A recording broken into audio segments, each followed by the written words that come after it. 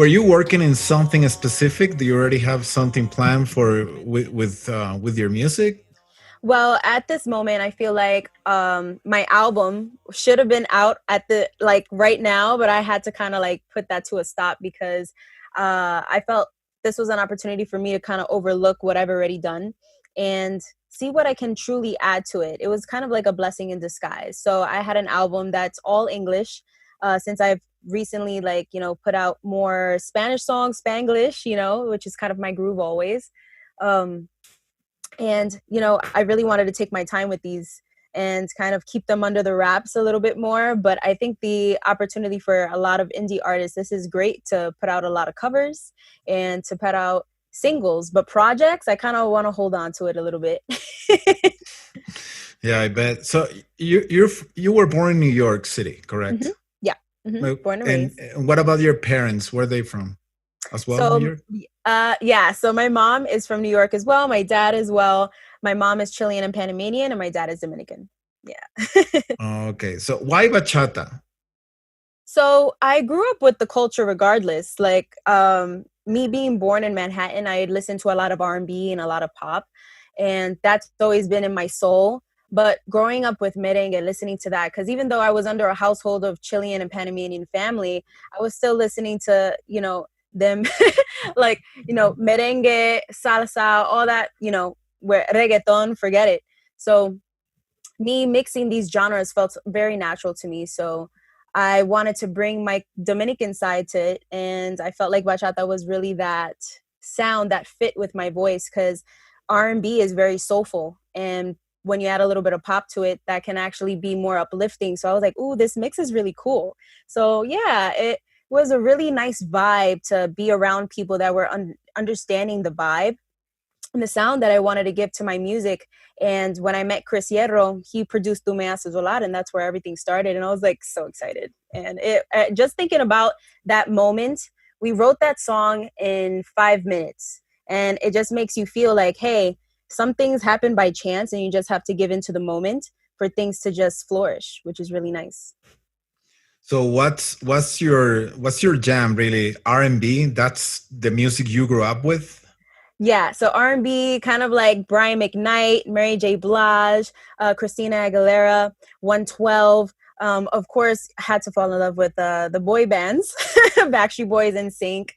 When you put all of those, styles together, I felt like, me loving powerful voices and me loving the sultry uh, type of vibe for R&B. I was like, how can I mix these things up? And I think that's what, well, when I first came out, a lot of people got confused. They would ask, is this really a bachata? And I'm like, I guess it can't be called a traditional one, but you could call it a type of bachata. So that's why I express my music now, just to make it a little bit easier for people to kind of understand. It's like I always express it as a pop song or a pop R&B song with bachata elements. So it's a little bit, it makes sense now. Yeah, definitely. I mean, there is a lot of confusion about bachata and let's use salsa for example. Okay. A lot of people still in Latin America think that salsa was created in Latin America, in some country in Latin America, Puerto Rico or whatever. Yeah, But it was created in New York City. that's right. And Yep. and same thing. Maybe I don't know about bachata, but the movement of bachata, I think is very strong in New York. So tell us about a little bit of what the hell is going on in New York with With the these music. movements. Yeah. Oh yeah, I see. Well, I feel like it's been more reggaeton is kind of like what I grew up with. So like Daddy Yankee, you're gonna listen to Arcangel, Wisin y Yandel, Alexis y Fido. So that's the type of vibe that I grew up with, along with the salsa. I felt like salsa was more for the older generations, and then of course, you have Mark Anthony though. But I grew up with Mark Anthony and La India, so those are like, ooh, I just loved the sound of his voice and her voice, and the fact that it's so powerful and it's has meaning behind it. All the songs had meaning behind it, and that was kind of similar to the stories that R&B and pop music would tell for me, you know? And that was what was relatable to me. And that would even help with my Spanish. I was like, okay, I'm going to start listening to some more Spanish music. And I'm like, all right, I'm learning. So I learn as I go. But yeah, the movements out here, I feel like right now, currently, it's more reggaeton. Like you're gonna be listening to Bad Bunny. You're gonna Daddy Yankee is never gonna go away. I feel like Daddy Yankee is one of those top tier artists that is like, hey, he goes with every generation. He likes to adapt, which is beautiful. He's like a chameleon. Have you met one of those guys? I met Daddy Yankee. I've met J Balvin. Let me see. Who else? Who? Jay Alvarez. Everybody is super sweet, and yeah, their music is bomb. So very, very cool, humble, down to earth people. So that was really a cool experience. So what? Why? Maybe I'm asking you this again, but why did you choose Mhm. bachata? What Oh, was I see. about bachata that connect you with like this is the music I want to do? The heartbreak. I felt I'm a very emotional person. I love to express myself. I try my best to get that across when I'm speaking to my jazz fam, and like, I care a lot about what people feel, and I care a lot about people understanding me, because I feel like it's very easy for me to be misunderstood, you know? So I felt like expressing myself with more of a sad approach, and me being able to kind of have my diary be my music and be my songs. Those are my chapters in my life that I wanted to tell a story about. And I felt like it was worthy, and I felt the only thing that was going to make sense to me was mixing R&B, which was of course sad from the beginning, and had a lot of soul. But bachata, you cry when you listen to those guitars. The guitars are beautiful. And I think it's just kind of like an enchantment with this type of music. And it was an opportunity also to like get to know my culture, because I grew up in raised by a single mom. So I didn't necessarily grow up in depth with it, but I did what I could with what I had, and that was with the music. It kept it alive for me. So bachata is that for me. It allowed me to express my heartbreak, my sadness, whether it be to the fact that I grew up without a father figure, or that I've had, oh, my first boyfriend cheated on me, or oh, I felt like I was going to give my all to this person and it didn't work out. But it allows me to give out that message authentically, which is beautiful to me. Where did you grow up in New York City? Oh, in Manhattan. So I'm In near like Manhattan. Okay. Chelsea. Yeah. In the Chelsea area, which is really nice. It's changing a lot, because when I was younger, it's a little crazy, but now it's a little better. Yeah, it's beautiful there. I lived in New York for 4 years and a half, and Awesome. yeah, Where? oof, different places. But the first place, of course, New York. You have to move all the time, right? Every Yeah. year. Yeah, Move from closet to closet, because these apartments are so small. exactly, exactly. Yeah. Literally, it's like so So small. small. You go into the closet, you're like, okay, this is fine. Exactly. So I lived first in Park Slope in Brooklyn. Okay. Then I moved to 63rd and 3rd. Okay. Okay.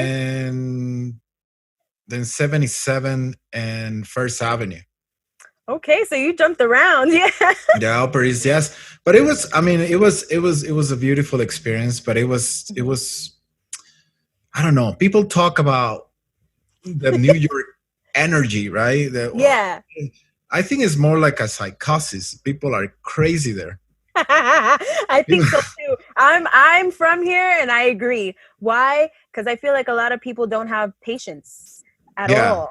That's yeah, what it is. Definitely way more fast paced. Very easy to become anxious around New Yorkers. Very yeah. easy. Like they need to take a chill pill. Me, I'm more like in the middle, but I have my moments where I'm like, okay, I gotta get to where I need to go. Oh, excuse me, and I'm little, so I get in between people like this. But yeah, no, it's really funny It's beautiful. how, yeah, it really is. It is beautiful, but You I know, think it would get tiring after a bit, right? If you're not used to nothing, it. nothing like a good heartbreak story in New York. You know, Oh my god, crazy. that's I because remember this is my story. I used to Mhm. live in LA. First, I lived in Chicago for 10 years. Then I moved Okay. to LA. Then I moved. briefly to LA. Then I moved to New York. I didn't want to move to New York because I was so happy in California. Cali's And beautiful. yeah, Mm-hmm. it's so beautiful. And I was just like, no, I don't want to be in the city. Then I broke up with the person that I moved with in New York. Yep. Then I was by myself in New York City, hating the city. Mm, And then I was just like, you know what? I have to go out. I have to walk. So I grabbed my headphones and my yep. music. And then I realized that there was a moment that I clicked and I was like, Mm. this is my girlfriend. New York is my girlfriend. The city. Walking. Yeah, Then I love New York. I was in love with New York City for so long. I miss New York. I love that. You change your perception about the Oh yeah, whole thing. That's beautiful. Yep. That's what you got to do.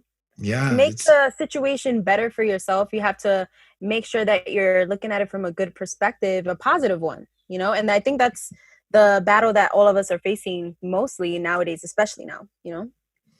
yeah. There's very interesting group, bachata group from New York, from the Bronx, Aventura, Ooh, which of course. a lot of people think that Aventura is from Dominican Republic or for you know, but it's a band from New York. So did you have any experience with them? Experience, you mean listening to them? For sure. Yes, Of yes. Were course. they part Yes. of your backbone in education in bachata?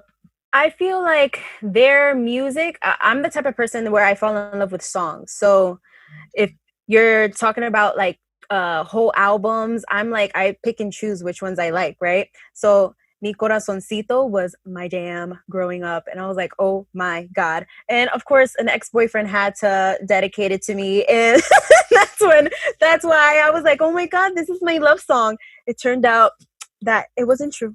No, I'm kidding. But anyway, moving on from that, I feel like Aventura paved the way for modern day bachateros and bachateras, you know? Um, they were the male perspective, and that was truly needed. At that point, there was a girls group called Girls Talk that was out, and I'm trying to remember who else. Of course, you're gonna have Monchi y Alejandra, right?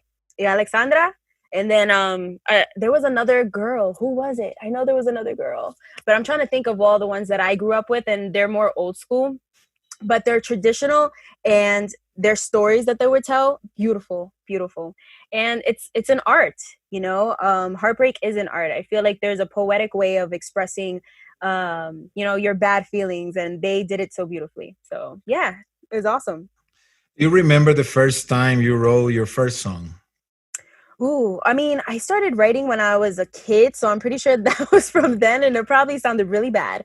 But the first song that I wrote was when I was in high school. I was feeling a crush on a classmate, and I felt like I wanted to express that, but in a more poetic way. So that's when I started writing poetry. Then a little bit, I started writing even more and more details, and I was like, well, this is not going to be a poem because this is going to be like 5 pages long. Then it turned into a song. I was like, this only makes sense. It's gonna make sense as a song. I wrote my first track, and that's it was in English, and I felt like I needed to kind of put it on, you know, put it on some type of beat.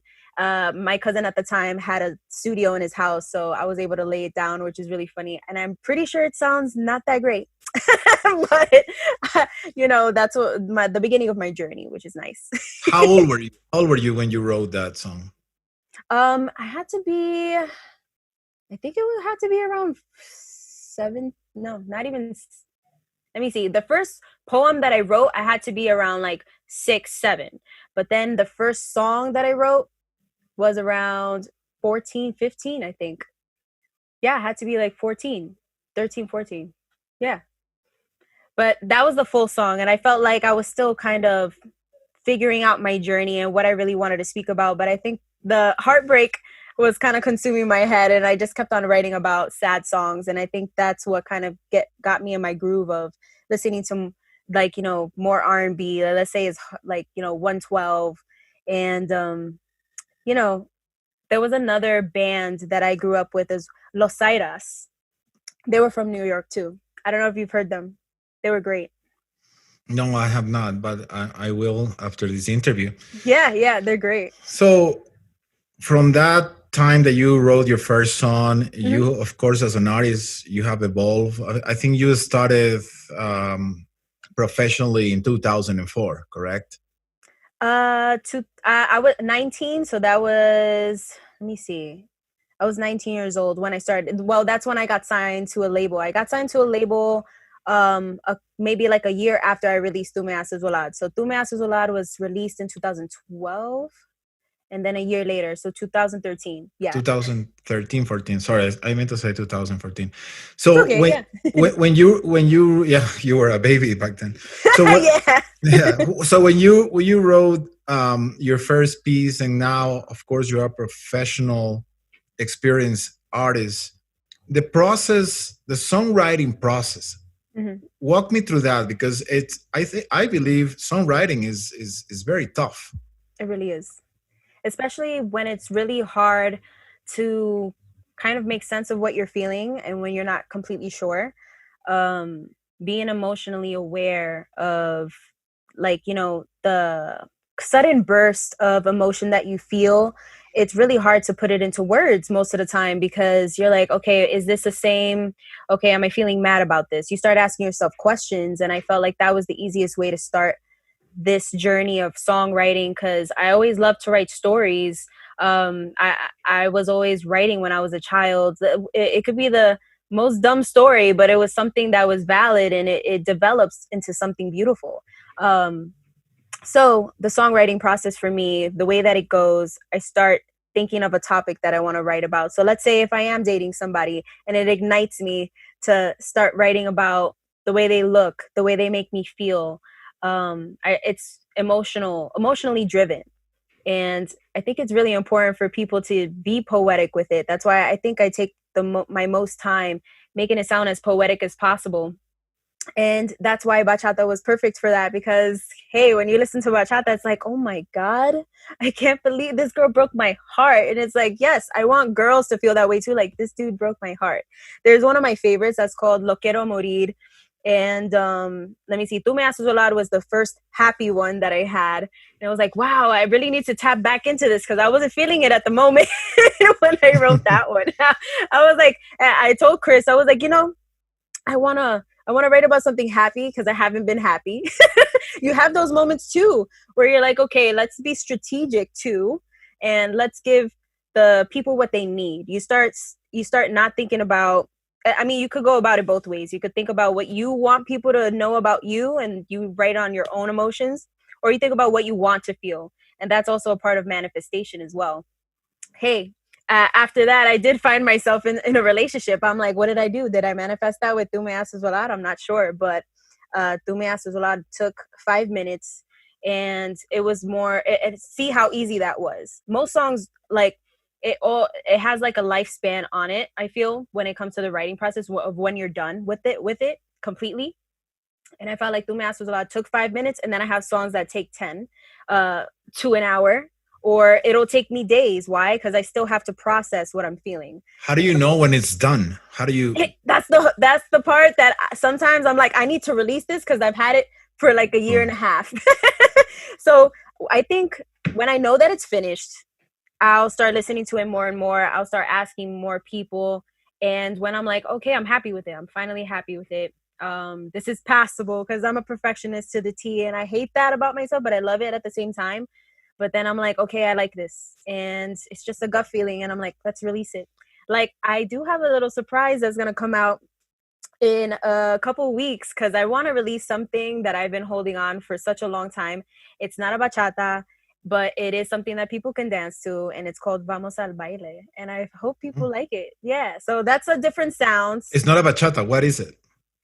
So it's more, I would describe it as a, not R&B, but I would say a Latin pop track, but Spanglish, of course. Latin pop, I would say. Yeah, for sure. It's really cool. I'm so excited to show people. Awesome. The other day I interviewed. I talked to Gerardo Mejia, Okay. aka Rico Suave. I don't know if you Oh remember my that. god. Okay, not so much, but yes, I know who you're talking about. Yeah. Oh man, he was one of the first Latinos to do the crossover. So Beautiful. But Yeah, wait, yeah. what track? Because then that's when how I'll remember. What track? Rico Suave. Wait, I'm about to look it up right now. Please, Like, please look at share your screen. I want to see that. yes, Share your yes. screen and let's watch it together, please. Okay. So just that, right? Rico Suave. Hold on. Rico Suave. Okay, YouTube. Hopefully the Okay, video is not. I mean, hopefully YouTube is okay with it. Just play it for 4 seconds. right? Okay. Oh, wait. Of course, there's an ad. Okay, here we go. Please watch it. Oh wait, I do remember this. Wow, but look, 1990. This is Oh my amazing. god!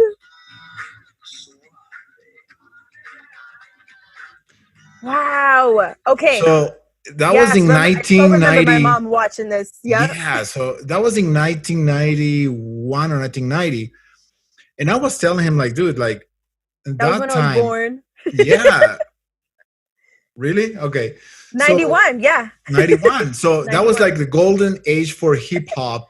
Tupac was alive, Notorious B.I.G., all those Mm-hmm. guys. And Interscope, he was the he was the first artist that Interscope recorded and blah blah. So and that was a hit. That was a hit, and he started with That's his video awesome. in MTV Latino, and then went God, all over to MTV, the main market.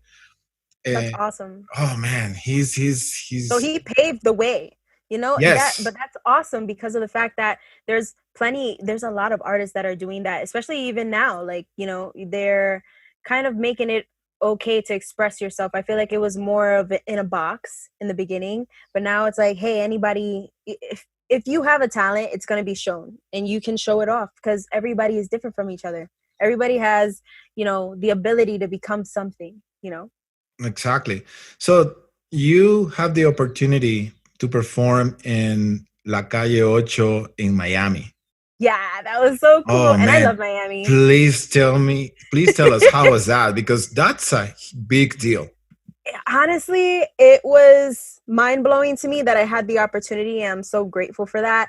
Um, it was the first time that I was able to kind of book dancers with me, and we got male dancers. I was able to show off all my different types of music, and yeah, I made a whole bunch of new fans. It was beautiful. The crowd was till I can't even you can't even see anymore. There's still more people, but beautiful, such beautiful energy. I love Miami. Why? Because the people are just full of energy, and it's not that anxious energy that you get from New Yorkers.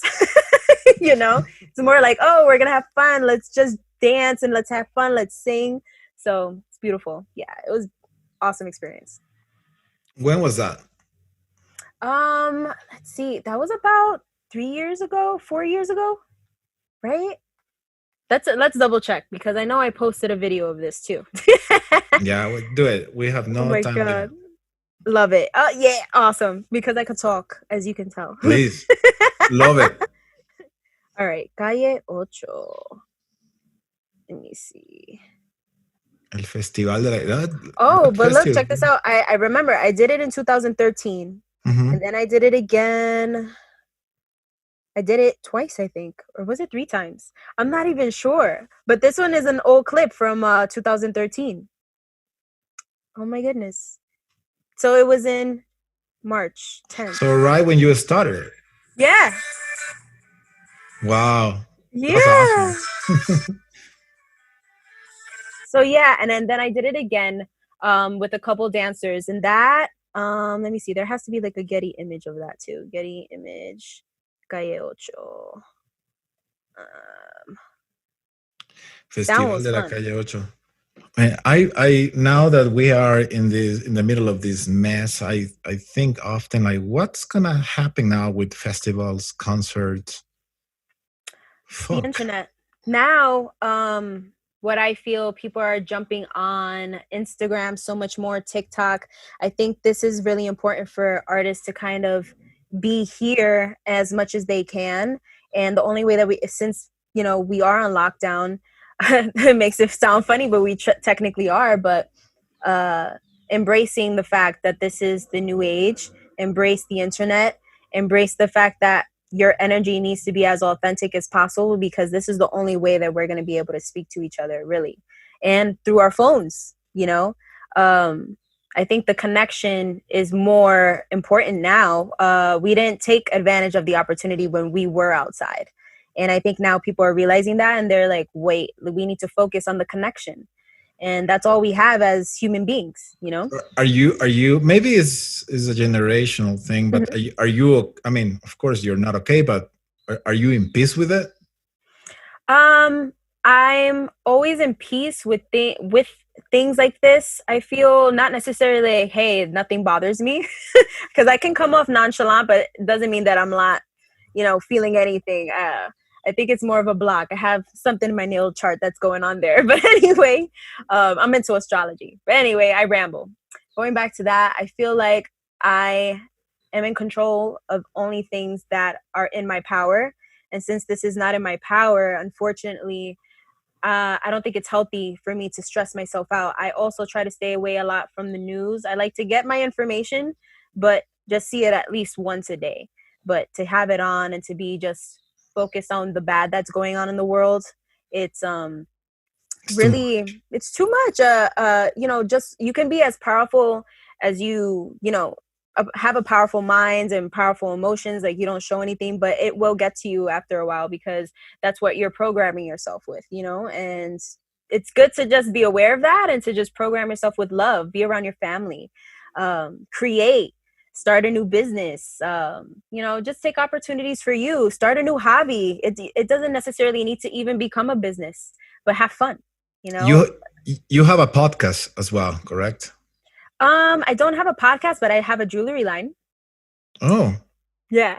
I'm wearing it right now. oh, wow. Yeah. Please, can you do can you tell us where they can find that? Oh, flourishbyelijazz.com.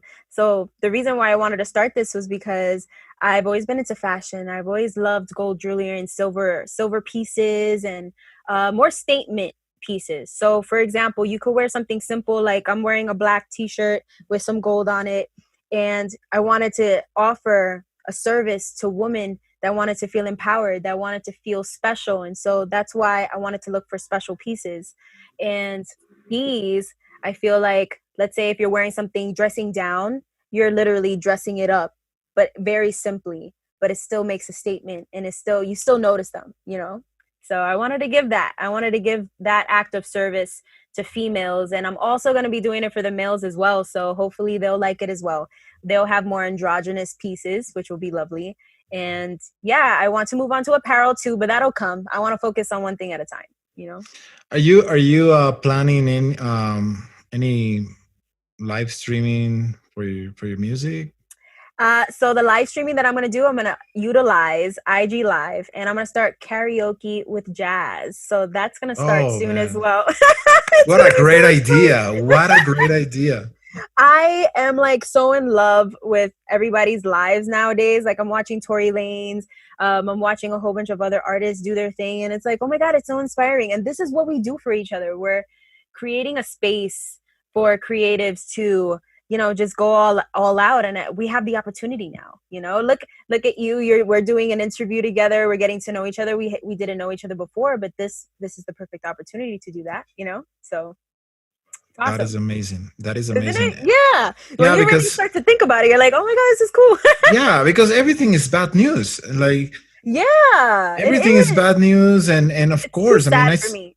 yeah, I mean, of course, we are aware. We have to be aware of what's going on, Yeah, but I which is super think important. Yeah. it's super important. But I also think, like, especially now, artists like you, um, I'm trying to find the right way. You need to entertain us. Yeah. You know what I Yeah, mean? You 100%. you need to Yeah. make our lives better because already sucks, and it's not gonna be it's not gonna be it's not gonna be better anytime soon. So we better find Yeah. ways, and it's amazing that Exactly. you as a singer, you are doing different things, and you're gonna be doing this karaoke thing. I think it's great. Yeah, it's going to be something to just kind of having a little escape and to just kind of connect with everybody. And it could literally be one person, and I'll be fine with that. Be like, you can attend if you want to. But yeah, it's about what can you give? What if you can't give money, if you can't give anything that's physical, what can you give? You know? So give your spirit, give your good energy, give your laughs, give your love. I was talking to a friend who is a comedian in Los Angeles. Hmm. He was saying like, well, we don't know what the heck is going to happen. Like when's going to be the next show? Are we going to be wearing masks? I Um, know. how how people are going to be sitting on the show? Like, what? I mean, it's 6 feet just apart. it's just Like fucked it up. it doesn't make sense. It doesn't make sense. Like that. It's unheard of, basically. It's never happens before. So that's taken away from the experience. But I think what like the internet is actually kind of helping along with this because of the fact that we're utilizing it so much now, and we can't this is the only way that we have to connect with the world. This is going to be our next step. This is going to be the age of just the internet. People are just going to schedule. You might have to pay to view a video or something. Is like, that's what I'm thinking. Is that how it's going to work? I have no idea. But shows, like live shows, there's nothing like it. So what's gonna happen? It's scary. It's scary. Mm. I have a better question. Who is going to be our next president? My God. Oh my god, At that this point, that I think we're that looking that for stresses me out. anybody. That We're looking. stresses me out so much because I think he's gonna win. I mean, Uh, I mean, I don't really speak much on politics, but I'm just saying that you know we have to stay as positive as possible. We're not. That's something so out of our control, unfortunately, that it seems like a TV show to me. The way that he talks and the way that he speaks oh about my certain god, subjects, I'm like, this is not real. It doesn't feel real sometimes. I felt very, very, very sad with when Bernie dropped. The whole presidential Hmm. race, but it is what it People had is. a lot of high hopes for him, for sure. Like Yeah, depending on him, for sure. Hmm. yeah. Who knows? That's a very obscure world, the politics, right? Right? It kind of makes the world a little bit more ugly, you know? Because it's not. Jesus. I feel it really does. That's the way that I feel about it. I'm like, what's happening now? When you turn on the news, you're like, okay, just kind of already preparing yourself to hear something crazy. You know? Yeah, well, I was talking to someone about Hmm. the whole thing, through the podcast, and of course, I'm being encouraging, like, you need to stay home, you need to respect the quarantine because it's important not to go out. Um, but not every house is the same. I mean, not Hmm. everyone can stay at home. Um, there are places or there are families that if they don't go out to work, they don't eat, Exactly. Yep. and that's tough. And I don't think any country in the world was ready for something like this. At all. At all. Um, I feel like that's the reason why. I think I said this the other day, where there's a lot of people that are in need of food. There are a lot of people that are in need of water, and it's not like, everybody has access to that. So people are not aware of the people that cannot get these things for themselves. That was scary because, come on, we're not all going to be able to help, you know, uh, a bunch, so many people to help, and people are too scared to do anything about it because they want to save themselves in a sense. They want to be safe, and that's totally commendable. That's awesome. But, I think we could be making more of an effort. And that's why I think the internet is bringing people together, making people more aware of these videos, sharing, and making sure that we know everything that's going on. Because I feel like the news tells us what they want us to know, but there's, of course, more things to learn. We got to do our own research about things. Of course, yes. I think that's important. I think crap. I forgot what I was gonna ask.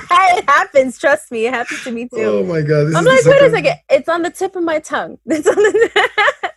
No, I have this like I don't know what it is, but I space out and I'm like, Like no, what? yeah, I get that too. Trust me. and I'm not gonna edit it. I'm gonna just leave it as it is. Hey, it's shameless. Don't worry about it. It's authentic. It's real. So you were born in New York Mhm. and you grew up in Chelsea? Oh, funny. Well, technically, I grew up in Chelsea. Yes, this is Chelsea area, but it's called Chelsea Projects. So yes, I grew. I'm still here.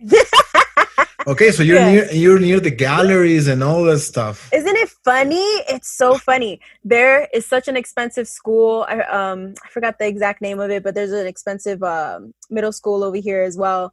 And it's just really funny to see how the neighborhood is changing because when I was younger, it was a little bit worse, of course, but things are changing. Even the people that I see are changing. A lot of the friends that I grew up with around here are they started their own business. Some are doing music as well. It's really cool. And I wanted to get connected to that a lot more, and that's why it's like, you never know who has talent. I feel like everybody has a talent, but once you find that, it's like people like me, like everybody's a creative. Everybody, you could paint, you could draw, you could do whatever you want, but Yeah. How do you listen to music? Spotify, digital, or you go to um records or my first go-to is definitely Spotify. Like I don't know why. I think it's just the aesthetic of how it looks. I just like it. I used to have Apple Music too. I think I don't know. I kind of jump back and forth because I don't know why I keep doing that. But it's like okay.